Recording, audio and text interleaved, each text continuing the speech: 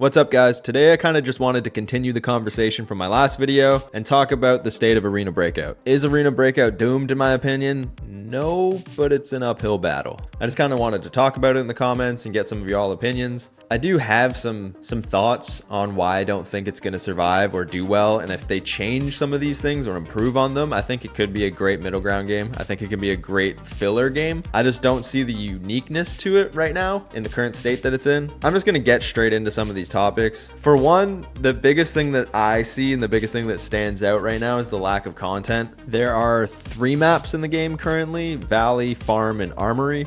It's just not enough, and I think they're planning on only 4 for the PC release of this game, which is wild. There's not a lot to do. Like there's only a couple main points between these 2 maps anyway. For them to only have 2 to 4 options is not enough. Like there needs to be more there, which kind of ties into our next point, is skill-based matchmaking. So they separate the player base by your gear score, and that seems really fucking weird to me in a way, just to separate the player base, because if I go in with like a lower budget kit, I still want to be able to fight people with higher budget gear, so I can kind of have like a 0 to hero or a come up. And if you eliminate that and everyone's at the same playing field, what's the point? That's like the point of extraction shooters, is that you never know what you're going to get, and like the random element of the gameplay is what makes it so replayable in the first place. So yeah, like just little things that I think need to kind of be added to or worked on. Aside from that, the real issue, the one thing that kind of turns me off from playing this game, is the unbalanced economy. It just doesn't make sense. Main issue being, you can pay for convenience. In other words, you can just buy in-game currency. And I know it's only, quote unquote,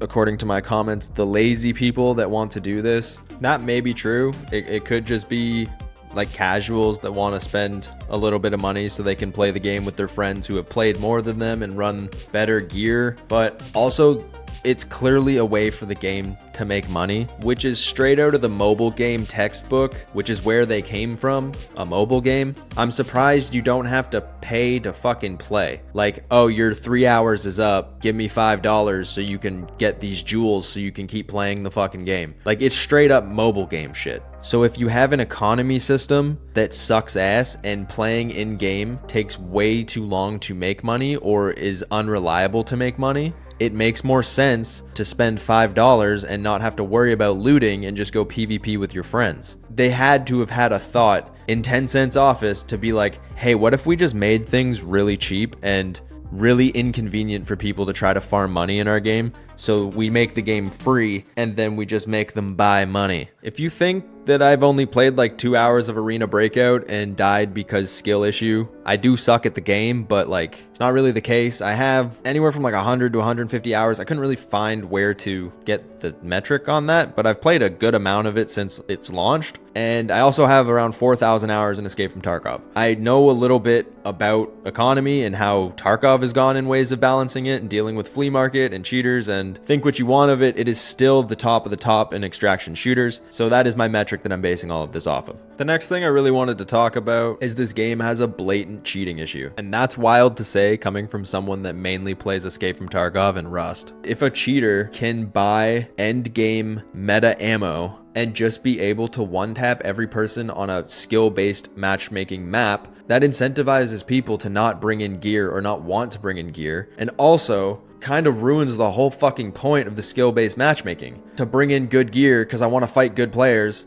and I just fight cheaters 50% of the fucking games. From what I've been seeing online and from my personal experience playing the game, anytime I go into a higher ranked mode, it's instant cheaters. It's the same as Delta Force. They had the same fucking issue. It's a free game issue where there is no cost to entry for cheaters. So if they get banned, they can just boot the fucking game back up. I think that's really what's like destroying a lot of the hype for me to play this game. Because is the game fun? Yes. Does it have good mechanics? They're pretty good. Separating the lobbies into skill-based matchmaking based on gear score doesn't really help grow your player base in any sense, because everyone in there until they hit like level 30 is just fighting players that don't have any gear that's going to make them money anyway. And then in those lower tier maps, you tend to not have good loot spawns. You tend to have like lesser gear, and you just get like stuck in this broke boy cycle where you have to play the skill-based matchmaking and you have have to play the higher tier modes and then you just get fucked for playing them. Like, it doesn't make a lot of sense for me. Looting feels pointless if you can just buy in-game currency, and also if you're just gonna fight cheaters. Why do I want to bring in gear? Or why do I want to play the ranked modes? It's just, it's stupid to me. You should want to bring in good gear so you have the advantage over the lobby, not I should have to bring in good gear so I have a better lobby. It seems weird as shit. This is a very dumbed down, casual version of an extraction shooter, and I get that. But for me, if you're going to have like a more mellow extraction shooter, you should have like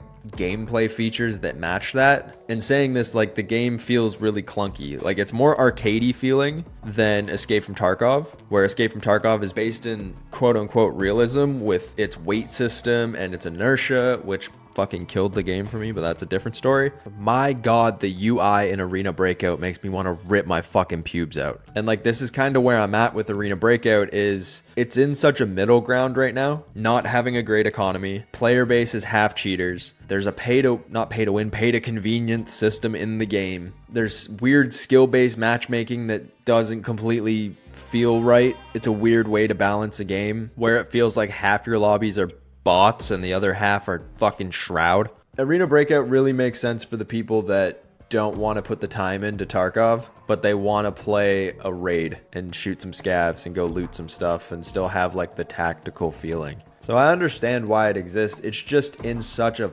weird limbo. There's no maps. There's not really any new content. You have to pay for a secured container monthly on some subscription Netflix service bullshit. On top of that, the controls and like the clunkiness of the game doesn't feel as good as Delta Force or Escape from Tarkov, which are really its two biggest competitors at this point for the extraction genre. I would like to see a lot of these things kind of fixed or leaned into instead of just floating in the middle and not really knowing what direction you want to go in. It's just in no man's land with mediocre gameplay and a weird economy and a cheating issue and no content. Like, I don't understand. And like, me saying this isn't me being like Arena Breakout is bad and it sucks, because that's not really what I think. It's just kind of how I feel. Like, I want the game to be more fun. I want to have a great free alternative where people can get into the extraction genre and kind of learn and experience more of a hardcore game style, game mode, gameplay, what? But for me, once Delta Force comes back out, I would rather play that version of an extraction shooter than play Arena Breakout. And until then, I'm just going to play Escape from Tarkov. Like, I don't have the desire to play Arena Breakout more than these games. And for me, it's hard for me to justify sitting down and playing hours of Arena Breakout. It just makes me want to play Escape from Tarkov. And if I get tired of the more hardcore milsim game like Escape from Tarkov, I would just go play Delta Force. Arena Breakout doesn't come up as the in-between right now for me, because there's not a lot of like, holy shit, there's not a lot of excitement for me. And I think that's because nothing really feels like it has value. Like, I'm not trying to just hate on the game, because honestly, like, it's just, for me, this game is in such a weird spot. I don't know. Let me know what you think in the comments. I don't usually make ranty kind of videos. I like to make more funny guy videos, but hey, this is where the fuck we're at. Let me know in the comments what you think about the state of Arena Breakout, because I'm baffled right now.